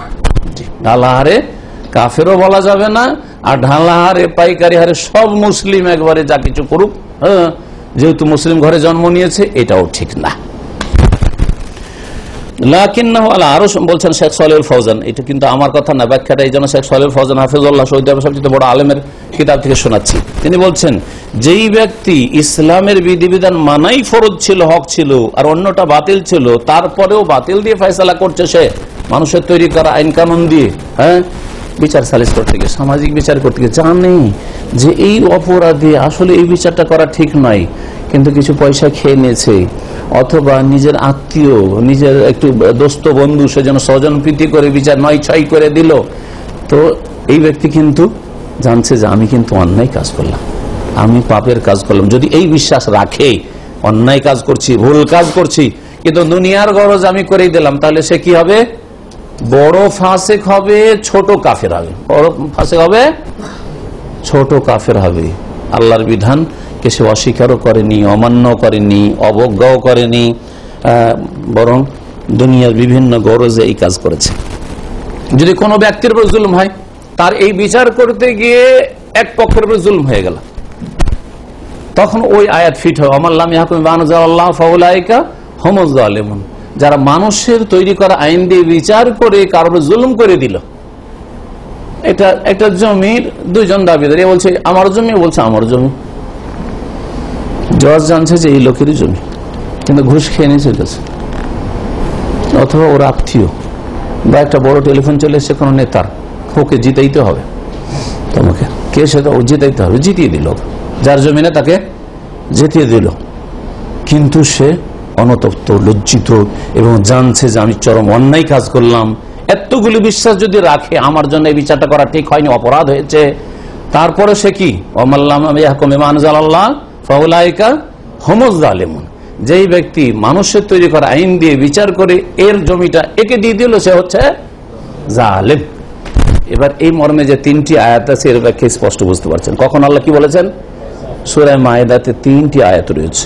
ওয়ামাল্লাম ইয়াহকুম বিমা আনজালাল্লাহু ফাউলাইকা হুমুল কাফিরুন, ওয়ামাল্লাম ইয়াহকুম বিমা আনজালাল্লাহু ফাউলাইকা হুমুল ফাসিকুন, ওয়ামাল্লাম ইয়াহকুম বিমা আনজালাল্লাহু ফাউলাইকা হুমুজ জালিমুন। কখন জালেম হবে, কখন ফাসিক হবে, আর যখন ফাসিক হবে বা জালেম হবে তখন হচ্ছে যে ছোট কুফরি, এটা হচ্ছে কুফরি আসগার, ইসলাম থেকে বেরিয়ে যাবে না, এই দুই অবস্থায়। আর কখন কখন কি হবে, কাফেরুন, বড় কাফের হবে, সেগুলিও জানলেন। শেখ বলছেন যে যেই ব্যক্তি ছোট কুফরি করলো সেও লাকিন্নাহু আলা খাতারিন আজিম, বড়ই ঝুঁকিতে রয়েছে তার ইসলামের ক্ষেত্রে। আলা তারিকিন কাদ ইয়াসিলু বিহি ইলাল কুফরিল মুখরিজ মিনাল মিল্লাহ, এমন এক ভুল পথে চলে গেছে যেটা তাকে এমন বড় কুফরিতে নিয়ে যাবে যেটা ইসলাম থেকে বের করে দিতে পারে। কারণ এইরকম ভাবে ডেলি যদি প্রতিদিন বিচার করছে, প্রতিদিন ধর সামাজিক বিচার অথবা আদালতের বিচার করছে, আর বলছে আমি চরম অন্যায় কাজ করছি, মানুষের তৈরি করা আইন দিয়ে বিচার করছি, বা আমাদের সামাজিক এসব যে বিচার সারিজ করছি, কোরআন এবং হাদিসের আমরা পরোয়া করছি না, অন্যায় কাজ করছি, ভুল কাজ করছি, বাতিল কাজ করছি, সব বিশ্বাস করে, ধরেন ভালো বিশ্বাস এগুলো, হ্যাঁ, কিন্তু বিচারটা করছে জালেমানা বিচার, অন্যায় বিচার করছে, কোরআন এবং হাদিস দিয়ে বিচার করছে না। এই ব্যক্তি কি হবে? এই ব্যক্তির হুকুম এতক্ষণ কি বুঝলেন? ছোট কাফের হবে, ইসলাম থেকে বেরোবে বেরোবে না, কিন্তু সে বড়ই ঝুঁকিতে রয়েছে। হতে পারে যে এইরকম প্রতিদিন বা প্রতি সপ্তাহে এইরকম অপরাধ করার কারণে বড় কুফরিতে লিপ্ত হয়ে ইসলাম থেকে বেরিয়ে যেতে পারে। যেমন ধর্মীয় ক্ষেত্রে, ইবাদত বন্দেগীর ক্ষেত্রে আজকের বেদাতি কালকে মুশরিক হয়। যারা আজকে বৈশা বৈশা মিলাদ করছে, কালকে দাঁড়িয়ে কিয়াম করে মিলাদ করা শুরু করে আমাদের দেশে, ঠিক না? যারা আজকে খবরটা একটু ফুল টুল চড়াইলো, হ্যাঁ, তারপর দিন চাদর চড়াইলো, তার 2-4-5 বছর পরে তখন হ্যাঁ আরো সুন্দর করে সাজাবে, ওর উপরে একটা গম্বুজ তৈরি করে দিবে, তার 2-4-5-10 বছর পরে তখন ওই কবরে তখন সিজদা শুরু করে দিবে। এই জন্য আমি এই কথাটি অনেক আলোচনায় বলেছি যে আজকের বেদাতি কালকের মুশরিক হয়। বিদাত করতে করতে আল্লাহর এমন মায়ের পড়ে ওদের উপর যে আল্লাহ ইসলাম থেকে বের করে দেন, যে এত অপরাধ যখন করতে আছে, যা ইসলাম থেকে বেরিয়ে যা। ঠিক তেমনি এইরকম মানুষ রচিত আইন দিয়ে বিচার করে আর অনতপ্ত হয়, লজ্জিত হয় যে এই চাকরি নেওয়া ঠিক হয়নি, এই পেশা ধরা ঠিক হয়নি, এইরকম জালেমানা বিচার করছি বা মানুষের তরিকা আইন দিয়ে বিচার করছি, এগুলো আমাদের ঠিক নয়, ঠিক নয়, ঠিক নয়, তারপরে করে যাচ্ছেন। আল্লাহর মায়ের এমন পড়বে যে ইসলাম থেকে হয়তো আল্লাহ বের করিয়ে দিবেন, বের করিয়ে দিবেন, বড় কুফরিতে লিপ্ত হবে। সেই কথাই বলছেন। আর একটা দিক আছে, দুটো দিক হলো, বড় কুফরি হইল আর ছোট কুফরি হইল। আর একটা হচ্ছে মেহনত, পরিশ্রম করলো যথাসাধ্য যে আমি সঠিক ফয়সালা দেব আজকের এই বিচারে বা আজকের এই মাসলার হুকুমে, দিতে পারলো না। যেমন আলেম ওলামাদের ফতোয়ার ক্ষেত্রে, ইমাম আবু হানিফা, শাফি, মালিক, আহমদের মাসলা মাসাইলের ক্ষেত্রে ঘোড়ার গোশত হালাল না হারাম? 3 ইমাম বলছেন হালাল, ঠিক না? শাফি, মালিক, আহমদ। ইমাম আবু হানিফা বলছেন হারাম ঘোড়ার গোশত। একজনটা ভুল আছে, দুটোই ঠিক?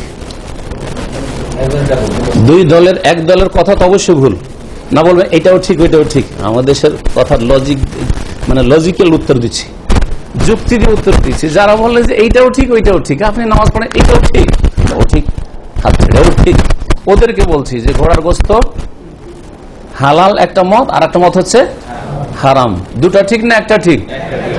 যদি দুটাই ঠিক বলেন, 4 মাযহাবই ঠিক, এটা আমাদের দেশের লোক বলে না, বলে না? যদি 4 মাযহাবের সবগুলি যদি ঠিক হবে, তাহলে ঘোড়া হালাল এটাও ঠিক, ঘোড়া হারাম এটাও ঠিক। কারণ 4 মাযহাবের এক মাযহাবে আছে ঘোড়া হচ্ছে হারাম, এটাও ঠিক, আর 3 মাযহাবে আছে যে ঘোড়া হালাল, এটাও ঠিক। বুঝতে পারলেন এবারে? তাহলে বোঝা গেল 4 মাযহাবের সব ফতোয়া ঠিক নয়। যদি সব ফতোয়া ঠিক হয়, তাহলে একই টাইমে ঘোড়া আমরা কি বলবো, ঘোড়া হালাল না হারাম? একবার বলবো হালাল, আবার ঘোড়া হালাল না হারাম? যে হারাম, দুটাই ঠিক। কে কে হাত উঠেছেন উঠান তো হালাল, সবাই উঠিয়ে দিলেন। আর একবার বলে কে কে হাত উঠেছেন হারাম, সবাই উঠিয়ে দিলেন। ঠিক না? যুক্তিসঙ্গত কথা। একটা হইতে পারে একই টাইমে একটাই জিনিস হালালও হবে আর হারাম হবে, এটা হইতেই পারে, অসম্ভব কথা। ঠিক না?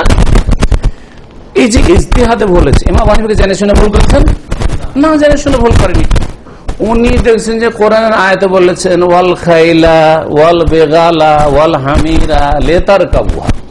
আল্লাহ বলছেন যে ঘোড়া বল খাইল, ওয়াল বেগালা খচ্চর, ওয়াল হামিরা আর গর্ধব গাধা, লিতারকাবু এগুলো তোমাদের বাহনের জন্য, এদের পিঠে চড়বে তোমরা, ওয়াজিনা তারা তোমাদের সাজসজ্জার জন্য, দেখতে মজা লাগে। যার বাড়িতে ঘোড়া আছে দূর দূর থেকে দেখতে আসে। আমাদের ওখানে এক মন্ত্রীর বাড়ি ছিল, একটা ঘোড়াকে পুষ্ট দেখাবার জন্য আমরা দেখতে যেতাম ছোটকালে, যে ঘোড়া দেখে আসে। ঘোড়া তো আমাদের দেশে কম। তো ওয়াজিনা আল্লাহ কথা বললেন না যে ওয়াতাকুলুহা লিতারকাবুহা ওয়াতাকুলুহা, তোমরা খেয়েও। আবু হানিফা রাহিমাহুল্লাহ ইজতিহাদ করে বললেন যে আল্লাহ যখন সওয়ারির কথা বলেছেন আর সাজসজ্জার কথা, ঘোড়া খাওয়া হালাল নয়, হারাম। ইমাম শাফি, মালিক, আহমদ তাদের কাছে হাদিস পৌঁছিল, আবু বকরের মেয়ে আসমা বলছেন আমরা ঘোড়া জবাই করেছি, খেয়েছি।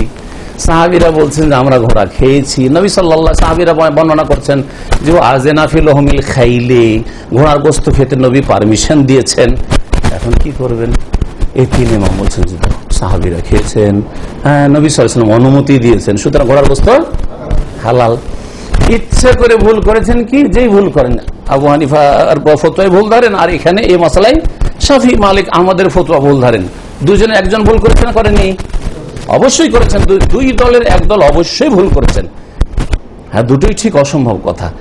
এই ভুলের ক্ষেত্রে যেই ভুলটা করেছেন এটা কি আল্লাহর বিধান না মানুষের বিধান? মানুষের বিধান। এটাও তো মানুষের বিধান। এই মানুষের বিধানটা বড় কুফরি হবে, ছোট কুফরি হবে? কোনোটাই হবে না। কি হবে? এটা ইজতিহাদের ভুল হবে, যেটা মাফ, যেটা মেহনত পরিশ্রম করে সচেষ্ট হইল যে সঠিক ফতোয়া দিব, দিতে পারলো না, ভুল ফতোয়া দিল, এক নেকি পাবে, হাদিস আছে। আর মেহনত পরিশ্রম করে সঠিক ফতোয়া দিল অথবা সঠিক বিচার করার চেষ্টা করলো, সঠিক বিচার করলো, তাহলে 2 নেকি পাবে। সৌদি আরবের জজেরা বিচার করছে একজন লোকের সাথে হিরোইন, এরকম বহু ঘটনা ঘটে। আমরা যেহেতু কোর্টে মানে কাছাকাছি অনেক থেকেছে এরকম কেসে, এতগুলো হিরোইন সহ সে ধরা খেয়েছে। এখন বাহ্যিক যখন জজের কাছে বিচারটা আসবে তখন কি ফয়সালা দিবে? এই হিরোইনের ব্যবসায়িক, ঠিক কিনা? ঠিক কিনা বলেন? আসলে রহস্য কি হয়েছে, ওর কাছে আরেকজন লোক জমা রেখে গেছে, তুমি এটা রাখো। এটা ঘটনা মেনাপোর্টের ঘটনা, 5-7 বছর আগের ঘটনা বলছে আপনাদের, সত্য ঘটনা, মানে কাল্পনিক উদাহরণ না, সত্য ঘটনা উদাহরণ দিই। এখন এই জজ বেচারা করবে কি? গায়েব জানে? আমাদের দেশের গোস কুতুবের মতো নাকি দাবি করে যে গায়েব জানি?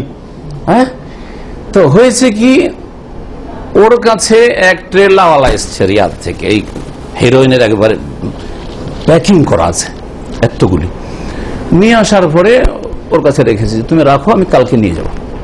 ওর মধ্যে কোথা থেকে ইনফরমেশন হয়ে গেছে গোয়েন্দার কাছে যে অমুক জায়গায় অমুক ক্যাম্পে গাঁজা আছে বা হিরোইন আছে, একেবারে চারিদিক থেকে ঘেরা হয়েছে। তারপরে ধরা হইল, ধরলো ওই লোকের কথা কোন রুমে আছে তা বলে দেওয়া হয়েছে, তার আশেপাশের লোকই হয়তো ইনফর্ম করেছে, যেই করুক না কেন, অমুক রুমে আছে, ধরা হইল। শেষে তোমার কাছে কি সামান আছে তদন্ত করে দেখলো যে ওর কাছে রাখা আছে একটা প্যাকিং করা, খুলে দেখা হইলো যে হিরোইন। কার এটা? বলছে আমাকে একজন জমা দিয়ে গেছে। এক লোক বলছে যে আমাকে একজন লোক, আমার কাছে একজন লোক রেখে গেছে, আমার কোম্পানির ড্রাইভার, ও রিয়াজ থেকে আসে, বলছে কালকে নিয়ে যাব, চলো তুমি উঠো। পুলিশ উঠিয়ে নিয়ে গেল, আদালতে পেশ হলো। এখন আদালতের জজ কি করবে? এই লোক সত্য বলছে এটা কেমন করে জানবে? হ্যাঁ, ওকে চিনে না, নম্বরও রাখেনি যে নম্বর দিবে, ওকে চেনবে যে অমুক লোক আমাকে দিয়ে গেছে, কোনো তার কাছে প্রমাণ নেই। এখন আদালতের কাজী কি বিচার করবে বলেন? এর গলা কাটার বিচার করবে? করবে না? বলেন আপনি এখানে বসলে কি করতেন? হ্যাঁ, আর না হলে কমপক্ষে 10টা বছর জেল দিবে কি দিবে না?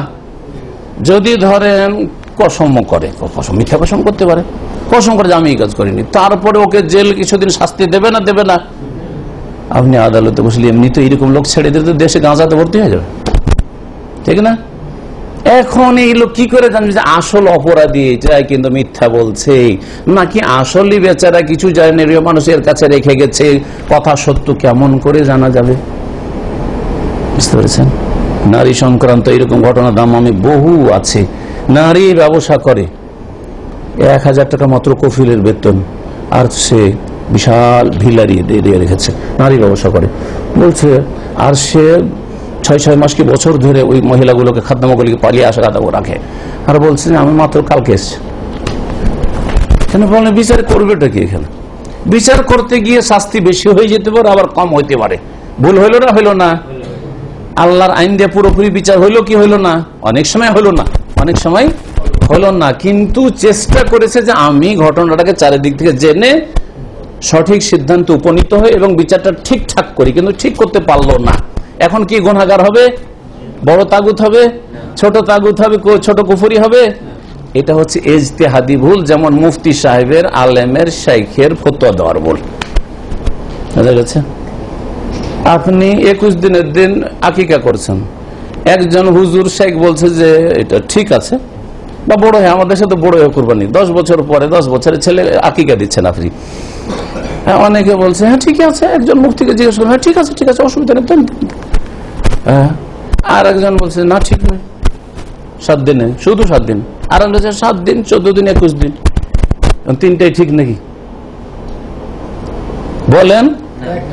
একটা ঠিক। তো একটা আল্লাহর নাযিলকৃত বিধান, বাকি দুটো হচ্ছে ভুল বিধান। কিন্তু ফতোয়া 3 রকম দিচ্ছে, তুই এরা কি বড় তাগুত হবে না ছোট তাগুত হবে, নাকি ইজতিহাদি ভুল? এক নাকি পাবে? সবাই এক নাকি পাবে। জি, সৌদি আরব ওলামাদের ফতোয়া নেন তো আকিকার ক্ষেত্রে একরকম, আলবানি ফতোয়া নেন, বড় হয় 40 বছর বয়স, আপনি আকিকা দেন, ফতোয়া পাবেন আপনি, আর কাউরে আর গৌর রকম পাবেন। হ্যাঁ, এইরকম বহু মাসলা মাসাইল রয়েছে। এইগুলোর ক্ষেত্রে তৃতীয় ক্ষেত্রটা এখন বলে শেষ করি। বলছেন ওয়াম্মান হাকামা বেগাইরি মা আনজালাল মিন আন গায়রি তাআম্মুদিন, যেই ব্যক্তি মানুষের রচিত বিধিবিধান দিয়ে বিচার করে দিল কিন্তু অনিচ্ছাকৃত, বাল আন ইজতিহাদিন, মেহনত ইজতিহাদ করে, মেহনত পরিশ্রম করে চেষ্টা করলে যে সঠিক বিচারটা করি, ওয়া মিন আহলিল ইজতিহাদ মিনাল ফুকাহা, আর তার ইজতিহাদের যোগ্যতা আছে, এটাও মনে রাখবেন। এমন নয় যে কোনো যোগ্যতা নেই, আরবি কোরআনের আয়াতের তরজমা বুঝে না, রসুলের হাদিস বুঝে তরজমা বুঝে না, আর শুনে শুনে ফতোয়া দিল। মানে আপনাদের মধ্যে কেউ যদি একটা ফতোয়া দেয় আর ফতোয়া দিয়ে ভুল করে, দিয়ে বলে যে ভুল করলে অসুবিধা কি, এখন কিন্তু পাবো, চলবে না? চলবে না, আপনার ফতোয়া দেওয়ার যোগ্যতা নেই, আপনাদের ফতোয়া দেওয়ার যোগ্যতা নেই। বোঝা গেছে? নকল করে দিতে পারেন, আপনি শুনিয়ে দিতে পারেন যে অমুক এটা বলেছে, কিন্তু আপনি নিজের ফতোয়া দেবেন, এই যে নকল করলে জান বেঁচে যাবে। আরো ফতোয়া নকল করা এটা অনেকটা আপনার জন্য নিরাপদ বিষয়। জি, কিন্তু আপনি যখন নিজে মুফতি সাজবেন তখন চিন্তা করে একটু সাজতে হবে। তাই বলছেন শেখ যে ওয়াহমিন আহলিল ইজতিহাদ, ইজতিহাদের যোগ্যতা আছে, মানে যথেষ্ট জ্ঞান আছে যে আমি কোন আয়াতের ভিত্তিতে বলার চেষ্টা করলাম, আমার দৃষ্টিভঙ্গিটা যে এই ফতোয়া এইরকম, কোন হাদিসের ভিত্তিতে আমি এটা বললাম।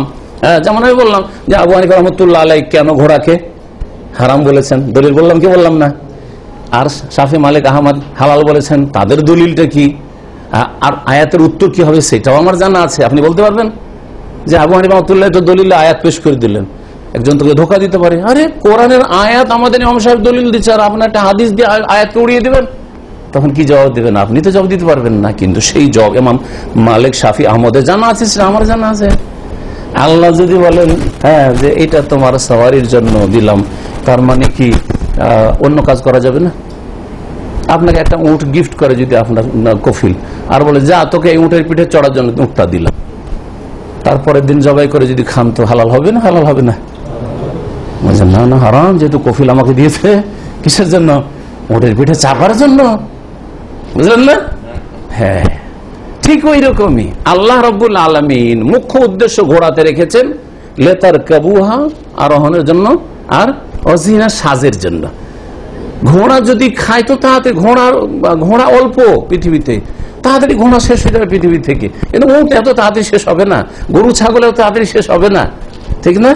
যার ফলে আল্লাহ এই কথা উল্লেখ করেছেন। কিন্তু এমনিতে খাওয়া জায়েজ আছে, যেটা খাওয়া জায়েজ না বলেছেন, গাধা খাওয়া জায়েজ নয়, রিস আছে, জি, খচ্চর খাওয়া জায়েজ নয়, রিস আছে।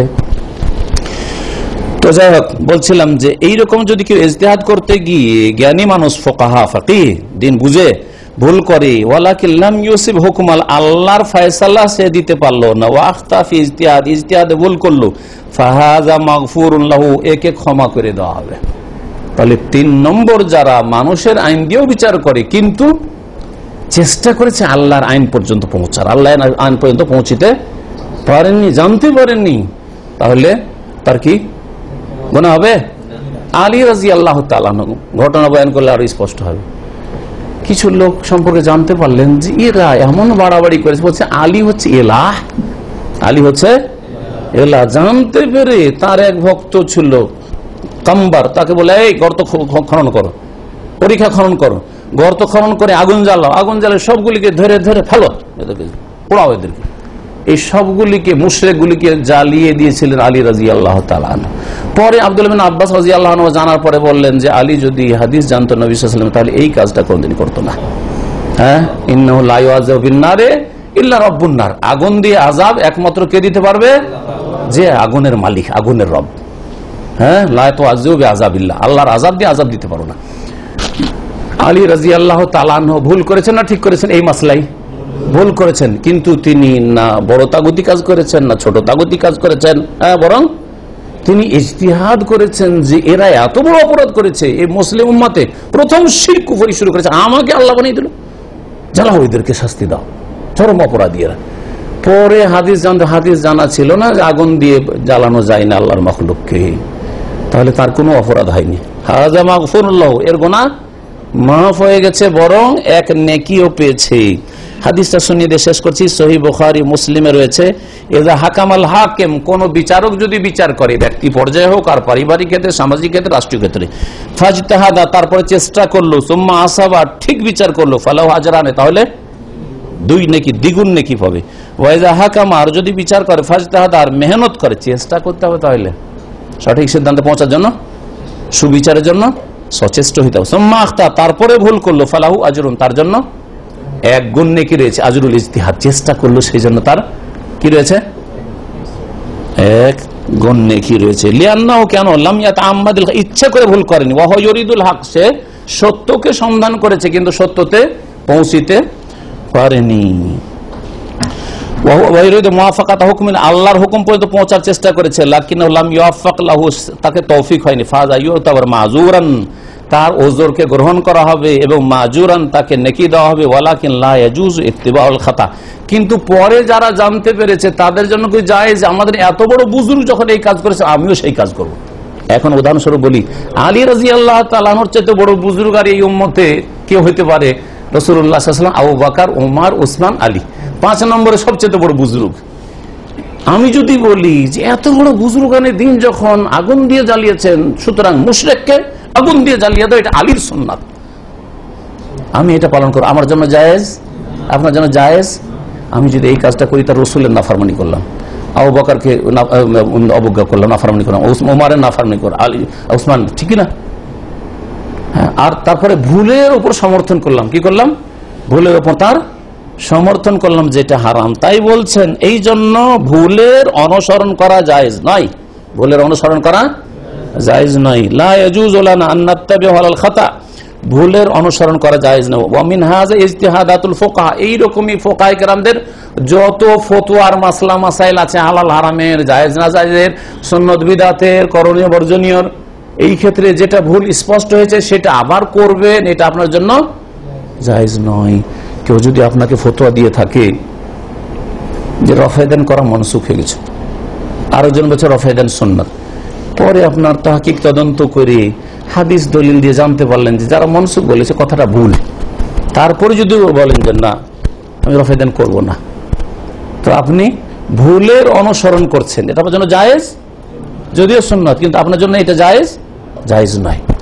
এইরকমই আপনি জানেন যে সূরা ফাতিহা ছাড়া নামাজ হয় না, কিন্তু জন্মসূত্রে এতদিন জানতেন যে মুক্তাদিকে সূরা ফাতিহা পড়তে হয় না, বুঝা গেছে?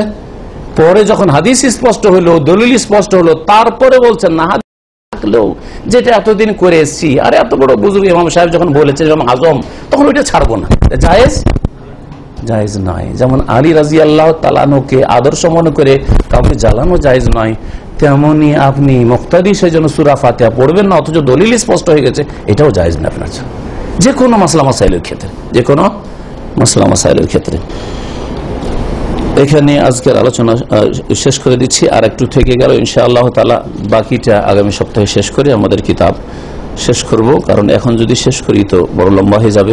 আল্লাহ পাক যেন আমাদেরকে কোরআন এবং হাদিস বোঝার তৌফিক দান করেন এবং তার মোতাবেক আমল করার তৌফিক দান করেন, শিরক বিদআত থেকে সমস্ত রকমের তাগুতি কাজ থেকে বেঁচে থাকার তৌফিক দান করেন, তাগুতের অনিষ্ট থেকে বেঁচে থাকার তৌফিক দান করেন। ওয়া সাল্লাল্লাহু আলা নবিয়িনা মুহাম্মদ ওয়া আলা আলিহি ওয়া সাহবিহি আজমাইন।